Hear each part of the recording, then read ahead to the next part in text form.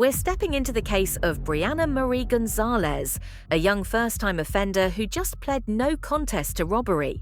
But the details go way beyond a simple theft. We've got alcohol, a taxi driver friend, a moving vehicle, a hit-and-run scenario, and a judge who is not here for excuses. And the biggest twist, Brianna is begging the court for deferred adjudication instead of prison time. Will the judge buy her story, or is this about to go downhill fast? Let's find out. Court is calling 2025 CR 008222, State versus Brianna Marie Gonzalez. Melissa Albin for the state. Todd Lessard for Ms. Gonzalez. And are you Ms. Gonzalez? We're here today for sentencing. You entered a plea of no contest to the offense of robbery. According to your plea bargain agreement, punishment is to be assessed at a cap of 6 years in the prison. There's a $2,000 fine. State is silent on your application.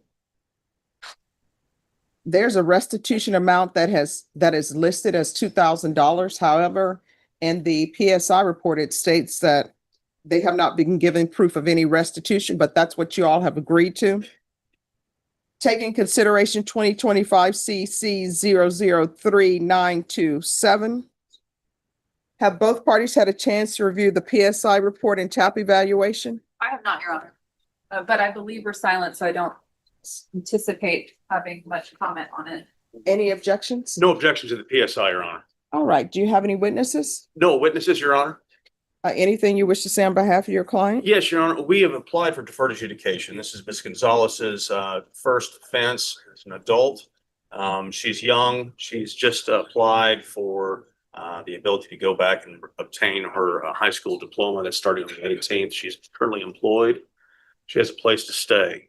This was a very large lapse of judgment, which she understands. She understands the consequences of her actions. And if the court is willing to grant her the deferred adjudication application we've put in, she understands that even one little toe over the line carries with it some very significant consequences. Judge, we'd ask that you please grant our application for deferred adjudication and allow Ms. Gonzalez to prove to this court that she can be a productive, non-offending member of society. All right, Jonah, raise your right hand for me, please. Do you solemnly swear or affirm the testimony you give will be the truth and nothing but the truth, so help you God? Yes, Your Honor. All right, you can lower your hand. State your name for the record. Brianna Gonzalez. All right, you need to speak up. So, Brianna Gonzalez. all right, so why did you do this? Your Honor, I made a mistake. I was hanging out with the wrong crowd and No, let me just tell you, don't do I was hanging around with the wrong crowd, because if that other person were before me, they would say they were hanging around with the wrong crowd. And I would say, who is that? And you know who that would be? You. So why did you do this? I wasn't thinking right. I was being dumb and ignorant.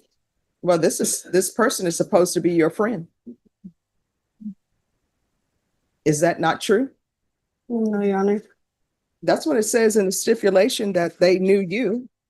And this person gave you and the other person who you were with, who was your friend, a ride. And then you said, well, you know what? I just want to talk to them with us two alone. And then that person got out of the car so you could speak to them. And then you immediately get out of the car, get in the driver's seat, take off and hit that person with the vehicle. That's what the stips are. So why would you do this to a person who's supposedly your friend? Arguing at the time, Your Honor. No, it doesn't. And right here, the judge hits a major pressure point. Brianna's story doesn't line up with the written stipulations. In court, that's a huge red flag. When your version contradicts the official facts, judges immediately raise an eyebrow. Notice how the judge keeps circling back to one question. Why would you do this to a friend? That means the emotional weight of betrayal is influencing sentencing viewers. What do you think? Is Brianna confused, lying, or just panicking? Drop your take below. Say anything about you arguing with him in the stips. What it says was, victim works as a taxi driver, gave his friend, that's you. So since they say friend, I'm assuming that you all have a prior relationship and he considers you a friend. So he gave you a ride and your other friend a ride. So your friend with a taxi driver and you have your friend with you and he gives you both a ride. And I'm assuming he was doing this out of the kindness of his heart. Did he charge you guys any money? No, Your Honor. All right. So he gives you a ride and you go to an apartment complex and you tell him, I want to speak to my friend in private. So the victim gets out of the vehicle and then you immediately jump into the driver's seat and drive away. The victim gets hit by the vehicle that you're driving.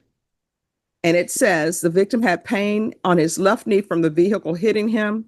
The defendant, that's you, struck the apartment complex gate, tearing off the front bumper to the victim's vehicle. So again, why are you doing this? Your Honor, I was drinking that day. I don't understand how drinking makes you do this. Because how did you end up even getting a ride from him? Did you pick up the phone and call him? No, Your Honor, we were all under the influence at the pool, at the apartment complex, and went to go pick up more alcohol, and that's when I took the car. No. I mean, there has to be a point where he's giving you a ride. No, Where Your does that come in? We left from the apartment complex, Your Honor. It was me, my friend, and Moji. We were there at the apartment complex, and we all took off from the apartment complex, and we all left. He didn't give us a ride. We were all just riding together. Okay. And then what happens? I took off in his car, Why? Your Honor, because I wanted to leave where we were at, and I wanted to get back home, and we were arguing that same night. We had got into an altercation with my other friend. That's not what the stips say. The stips say that you told him that you wanted to speak to your friend in private. No, Your Honor, we didn't speak in private. We were all right there with the windows down.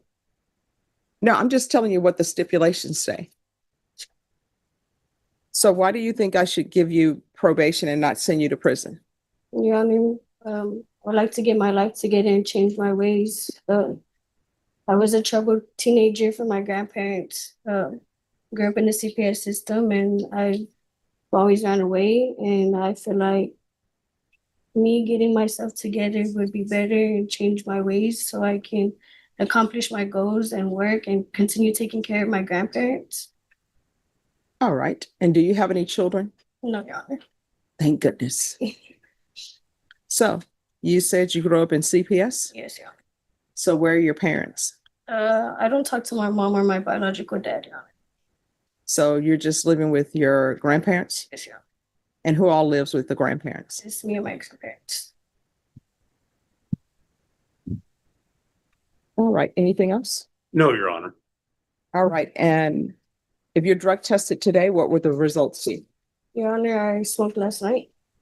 All right. And did you smoke at your grandparents' house? No, Your Honor. Where did you smoke? Yesterday I went out with friends. And there it is, a gut punch moment. Brianna admits she smoked last night, the day before sentencing. If you're asking a judge for probation, showing up under the influence is like showing up to a job interview wearing pajamas and holding a margarita. The judge immediately calls it out. She's still making the same choices she claims she wants to escape. This is exactly the type of detail that turns a borderline case into a probation denied situation. If you were the judge, would this change your decision? See, you're still making the same choices. And if you're coming to me and you want probation, the least you can do is come clean and sober. And you're not even doing that. So you're still making the same choices that are not good choices. So when you're smoking marijuana, are you going to tell me you were with the wrong people No, Your Honor. or hanging out with the bad crowd? No. You're part of the bad crowd. And do you have employment? Yes, Your Honor. What do you do? I work at a range. What does that mean? Uh, What do you do? I take score of like when they shoot the rifles, and I take care of my grandparents on the side also. All right. So that taking care of the grandparents, you're not doing a good job. So that's not going to be there. So you say you work on a range. So what are they shooting? They're shooting like little birds. Yeah, you push the button and they shoot. Oh, it's the fake birdie things. And so what is your job? I sit down and I just I'm a referee pretty much. Okay. And does that pay enough to support you? Yes, And is that a full-time job? it's part-time. All right, so you're gonna have to get a full-time job, you understand? And your grandparents, they're letting you stay there, so their rules apply. And if you want me to give you probation in this case, you're gonna be on GPS. Sure. Is there anything, State, you wish to say? I know you're silent. I don't know if there's something you wish to say with regards to facts. Your Honor, I know that the defendant had her recitation of the facts and the court is reading the facts from the stips. We don't have any information that the stips are inaccurate, so that's what I'll rest on. Okay. All right, thank you. Yes, ma'am. I also have a dismissal for you.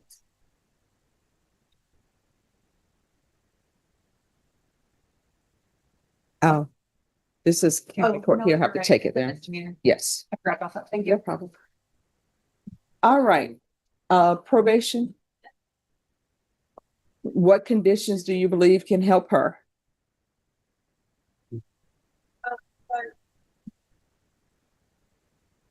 We are obviously have drug issues, bad decision making.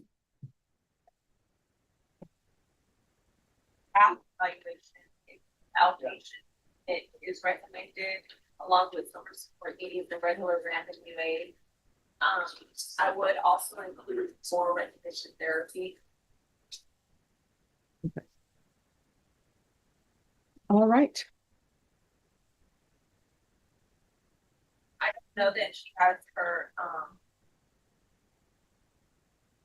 high school diploma. How far did you go in school? 8th grade, Your Honor. She's Why starting her program on the 18th, Judge. All right, why did you drop out of school? Was in CPS. They were taking me from foster home to foster home. Okay. Oh. Do you need any type of therapy?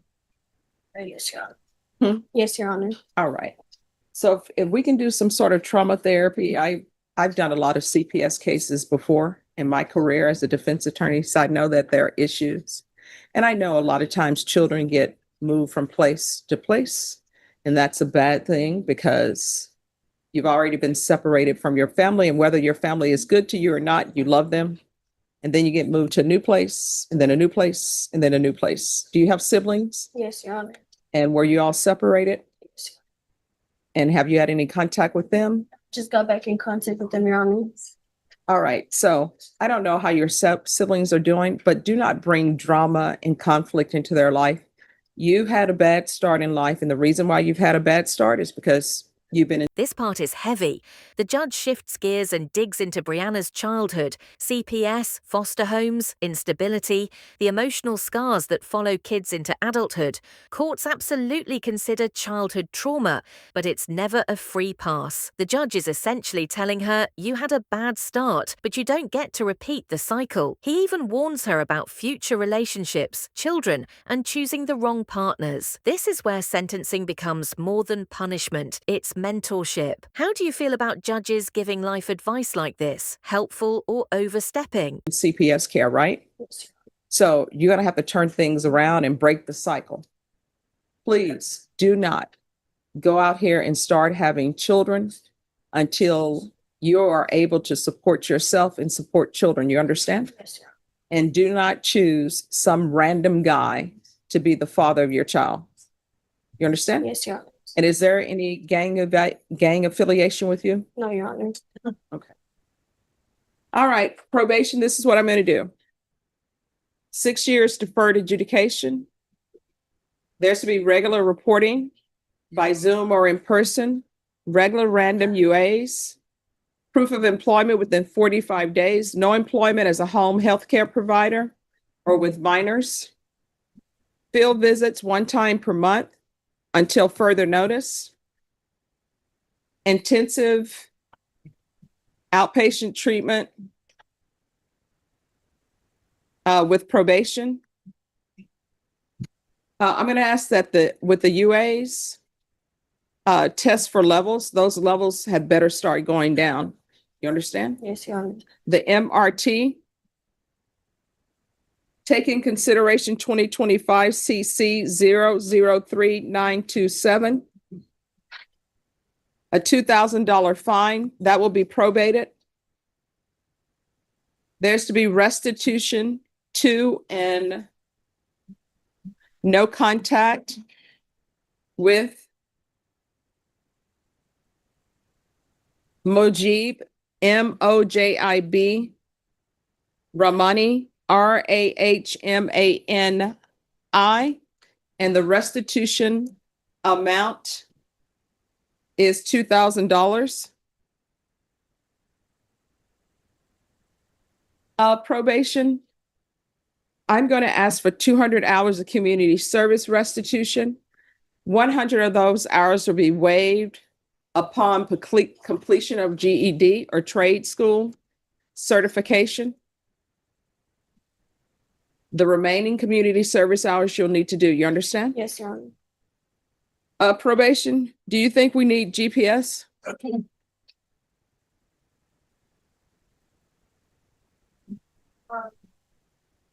Judge, I don't think it's that. All right. Is there anything else we need probation? No, I just want to know, are you getting a position for her to get the principal? No, because I would tell you, sometimes I realize some people are not good test takers, right? So what I'm telling you, if you obtain your GED or if you get a trade school certification, I'll deduct 100 hours of your community service restitution. Do you understand? Yes, Your Honor. All right. And then probation, if possible, some type of trauma therapy for her, please, to address CPS issues. All right. Is there anything else you need from the court to be successful? No, Your Honor. Did you review the document entitled Trial Court Certification of Defendant's Rights to Appeal with your attorney? Did you understand it and sign it? Yes, Your Honor. Because this is a plea bargain agreement, because I followed your plea bargain agreement, and because you waived your right to appeal, you do not have the court's permission to appeal. Do you understand? Yes, Your Honor. All right, we can go off the record. Here's the thing. Everybody, I can guarantee you, your attorney has probably had bad things happen to him. Nobody has had a great life where they've just gone through and their life has been perfect.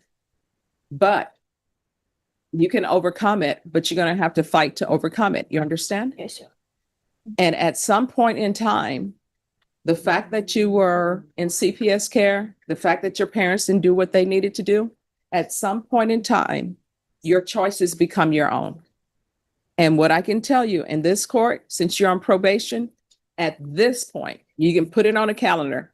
Any choices you make, those are going to be your own choices. It's not going to be my parent did this or my parent did that. You understand? Yes, Your Honor. In this court, to be successful on probation, communication is key. If you have an issue, let your probation officer know about it. If you feel they're not addressing it, you can come back to court, okay? Yes, Your Honor. And here's my advice to you. I have no problem with tattoos, right? But if you want people to look at you and want to read your book for employment, you're going to have to stop with the face tattoos and stop with the piercing of the face. And let me just tell you why. Because if you come in for a job, some people are not going to take the time to look beyond this, right? They're just going to say, I don't think that person would be good. And they're going to move on to the next person. And you don't want that. You want people to get to know you and then say, yeah, this person is going to be great. All right. All right. Good luck to you. Thank you. You're welcome. Thank you, Your Thank Honor. you. Yeah. Who's next? At this point in the hearing, the judge has laid out a detailed roadmap: therapy, GED completion, drug testing, employment, community service, restitution, and strict boundaries with the victim. This is what deferred adjudication looks like when a court still sees potential in a defendant. It's not a free pass, it's a structured second chance. For many young offenders, this becomes a turning point that shapes the rest of their life. What would you do with an opportunity like this? Use it or lose it. CR 008253, State versus Enrique Sariano. Can I have parties announced for the record? Nicole Yates for the state of Texas. And Ron Ross for defendant. And are you Mr. Sariano? Yes, Your Honor. Counsel, have you received all discovery? Did you review it with your client? I have, Judge. Court will find that the state is in compliance with discovery. Mr. Soriano, did you review the true bill of indictment with your attorney? Did you understand it? Yes, Your Honor. Counsel, do you waive the reading of the indictment? We do, Judge. State, are you proceeding on the indictment as presented? Yes, Your Honor. All right, we can go off the record. So here's the question. You are proceeding on two counts, one as a third degree and one as a first degree. Yes, Your Honor. So you all have in your plea bargain page, you need to signify what the plea is for the first degree and what it is for the third degree, because you all have 18 years.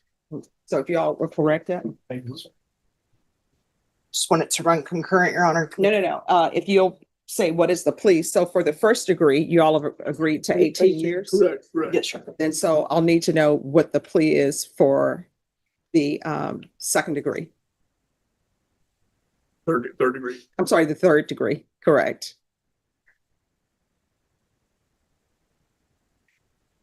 Did we just do the third concurrent with the first? No, I mean, you just put down Years, how- number of what, years. what years did y'all agree on for the third degree?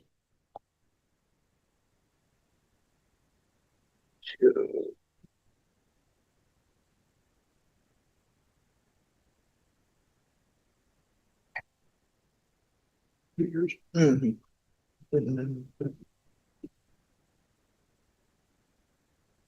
All right, Mr. Soriano, did you review the true bill of indictment with your attorney? Did you understand it? Yes, Your Honor.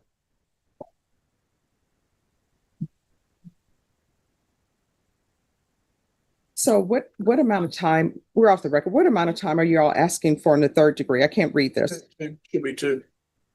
Okay. Yes, Your Honor. 2 on the third, 18 on the first concurrent. All right, do y'all want to initial this for me? What if we did up top? Your Honor? Sure. Okay. All right, did you understand in count one, you're charged with possession of child pornography? Yes, Your Honor. And count two, you're charged with, I'm sorry, in count one, you're charged with possession of child pornography as a first degree felony. Range of punishment is anywhere from 5 to 99 years or life in prison. In count two, you're charged with possession of child pornography as a third degree felony. The range of punishment is anywhere from 2 to 10 years in prison and up to $10,000 fine. If you have a plea with the state, the court does not have to follow your plea. If for any reason the court does not follow your plea and gives you more than you bargained for, the fact that you entered a plea will not be used against you. Zooming out now, this case reveals a crucial truth. Young defendants often stand at the crossroads between repeating old patterns or rewriting their future. Brianna's behavior shows immaturity, inconsistency, and poor decision-making, but also glimpses of someone who wants redemption. The judge clearly wrestled with whether accountability or rehabilitation would serve her best. And this is where courtroom drama becomes real life. The stakes aren't theatrical, they're generational. Will Brianna break the cycle or fall right back into it? Time will tell. You will be allowed to withdraw your plea. Did you understand? Yes, Your Honor. You have a right to jury trial, a right for you or your attorney to cross-examine and confront any witnesses the state would call, and the right to remain silent. By entering this plea, you're giving up those rights. Did you intend to give up those rights and enter into a plea in this case? Yes, Your Honor. If you'll sign. Counsel, has your client been able to provide you with any defenses? Yes, Judge. Do you believe he has a rational as well as a factual understanding of the charges against him? I do, Judge. Do you believe he's currently competent and was legally sane at the time of the offense? I do, Judge. Mr. Soriano, has anyone threatened you, coerced you, or placed you in fear to get you to enter this plea? No, Judge. Anyone promised you anything other than the plea bargain agreement? No, Your Honor. Are you satisfied with the way you've been represented? Yes, Your Honor. By entering this plea, if you're not a U.S. citizen, you will be denied naturalization, re-entry, and you will be deported. Did you understand? Yes, Your Honor. Court will find that defendant has knowingly and voluntarily waived his right to jury trial. Did you review the plea bargain page with your attorney? Did you understand it? Yes, Your Honor. According to the plea, count one, you're to be sentenced to 18 years in the prison. Count two, you're to be sentenced to 2 years in the prison. They're requesting that the counts run concurrently. Did you understand that to be the plea? Yes, Your Honor. Defense? It is, Judge. State? Yes, Your Honor. Did you review the waiver of appeal paragraph with your attorney? Did you understand it and sign it in both places? Yes, Your Honor. By signing that, you're waiving your right to appeal. The only items that can be appealed are written pretrial motions that have been filed, heard, and ruled upon by the court. Did you understand? Yes, Your Honor. Counsel, have there been any such motions? No, Your Honor. To count one, how do you plead? Guilty, Your Honor. To count two, how do you plead? Guilty, Your Honor. State any evidence. State tender states one and all attachments pending objection. No objections. Did you review the waiver and stipulations with your attorney? Did you understand it and sign it in all the appropriate places? Yes, Your Honor. Again, did you understand you have a right to jury trial, a right for you or your attorney to cross-examine and confront any witnesses the state will call in the right to remain silent? Yes, Your Honor. Did you understand that today the state will be presenting evidence in the form of witnesses' statements and police reports, but most importantly, there'll be no live testimony? Did you understand? Yes, Your Honor. Court will find that defendant has knowingly and voluntarily waived and consented to stipulation of testimony and stipulations. Court will accept into evidence states exhibits 1 and attachments. Court has reviewed the same. The court will find there is sufficient evidence to find you guilty, and the court will find you guilty. Are you proceeding with sentencing? We are, Judge. All right. Why should I follow this plea bargain agreement? Your Honor, I would ask you to follow the plea bargain agreement. The first degree charge stems from an incident where you will be likely charged in a different county. The other possession charge is probably on the spectrum of what I see, the least offensive. So here's the final picture. Brianna avoided prison for now. The judge granted her deferred adjudication with a long list of conditions: drug treatment, trauma therapy, GED completion, workplace verification, random testing, community service, restitution, and strict no contact rules. If she succeeds, this case disappears from her record.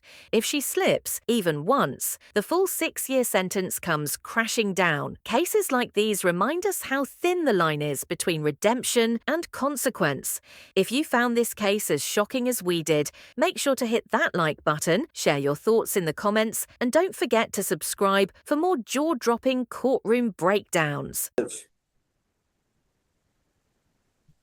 None of these cases are good, but as far as the spectrum, it's a lesser one. And these were primarily photos. I don't know if he took them or he had them on his phone or nap, but there was a minimum number. There wasn't a tremendous number of them. So it's a substantial amount of time for this. It's not it's not penetration. It's not that kind of stuff. All right. In count 1, the court will sentence you to 18 years. In count 2, the court will sentence you to 2 years. Court will give you credit for any time served. Count 1 and count 2 legally must run concurrently. There's to be no residing in households with minors. There's to be no contact with minors. Did you review the document entitled Trial Court Certification of Defendant's Rights to Appeal with your attorney? Did you understand it and sign it? Yes, Your Honor. Because this is a plea bargain agreement, because I followed your plea bargain agreement, and because you waive your right to appeal, you do not have the court's permission to appeal. Because this is a felony conviction, you're not allowed to own or possess any weapons or ammunition. If you have a question over what that is, you'll need to speak to an attorney. Do you understand? Yes, Your Honor. All right. Do we still have the pending MTR? Your Honor, no, he was continued on probation for that DWI several months ago. Well, and he's been incarcerated ever since. Well, I'm not aware of an MTR being filed. do you want him revoked on that, or do you want him? We're like going to be revoked on that, and All right. So if you'll speak with probation. All right, Norma. On his other case, a motion to revoke hasn't been filed. Just recall that for the 17th. Are you available on the 17th? that's Monday. Yes. Later in the morning, I should be. All right. Norma, recall this for the 17th. And that'll be on the motion to revoke. Your Honor, does state need to be here? No, there's someone else to be here. Thank you, Judge. If you'll, Cause number for that motion to vote. yes, it's 2024 CR 3163. And I imagine they can just put this case in the motion to revoke. All right, Could they withdraw that motion? Would that resolve it? no. Well, there's not a pending motion to revoke. So if you all want to just have the motion to revoke filed, then that will be taken care of and he won't be on probation. But he's gonna be in jail anyway. I mean. Yeah. I mean, it's up to y'all, but I'll see y'all back on the 17th. Thank you, Judge. You're welcome. May excuse your honor.